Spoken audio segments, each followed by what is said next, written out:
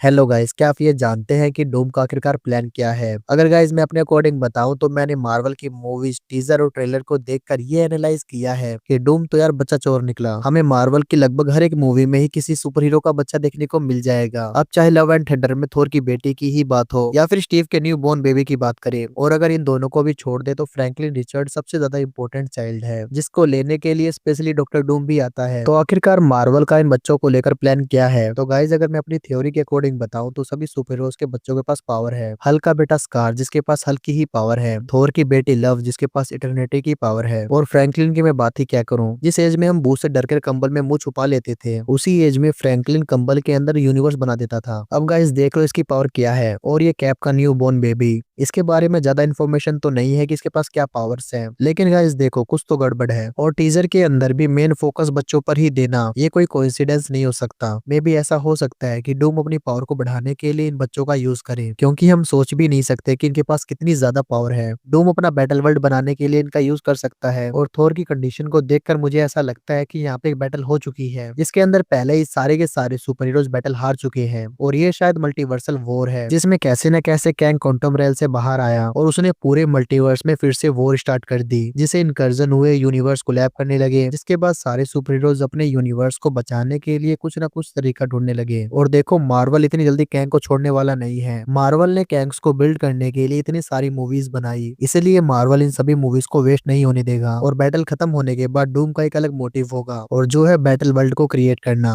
जिसके लिए उसे कॉस्मिक पावर की जरूरत होगी, एंड वो पावर मिलेगी लव और फ्रैंकलिन से। मतलब कि घूम फिर के पॉइंट बच्चों पे ही आ रहा है कि एवेंजर डूम्सडे में इन बच्चों का काफी की रोल होगा। इस थ्योरी में मार्वल ने हर एक पॉइंट को उठाने की कोशिश की है। अब चाहे वो कैंग का मल्टीवर्स पे रूल करना हो या फिर डॉक्टर डूम का बैटल वर्ल्ड को क्रिएट करना, ये सभी पॉइंट एक दूसरे से कैसे न कैसे जुड़े हुए हैं। और इन्फिनिटी वॉर की तरह ऐसा भी हो सकता है कि हमें कैंग के मल्टीवर्सल वॉर को ऑफ स्क्रीन दिखा दिया जाए, जिसके बाद डॉक्टर डूम सारे के सारे कैंग्स को पेल देता है। इससे हमें डूम की पावर्स का भी पता लग गया कि वो कितना ज्यादा पावरफुल है, और साथ ही साथ कैंग का भी इस मूवी में यूज हो गया। देखो मार्वल डूम की पावर को दिखाने के लिए किसी न किसी कैरेक्टर को पेलेगा, जैसे कि थैनोस की पावर को दिखाने के लिए हल्क को पेला गया था, वैसे ही डूम की पावर को दिखाने के लिए वो थैनोस को तो लपेड़े हींगे, साथ में कैंग के सारे वेरिएंट भी मरेंगे। जिसके बाद देखो इनकर्जन तो स्टार्ट होगा ही, और इनकर्जन को रोकने के लिए सुपर हीरोज और विलेन अपने अपने पॉइंट ऑफ व्यू से तरीका ढूंढेंगे। कोई इन्फिनिटी स्टोन का यूज करेगा, या फिर कोई डार्क होल्ड का यूज करेगा, या फिर वकांडा वाले ऐसी टेक्नोलॉजी का यूज करेंगे जिससे वो इनकर्जन को रोक सके। लेकिन ये इनकर्जन नहीं रुकेगा। तब एंट्री होगी डॉक्टर डूम की,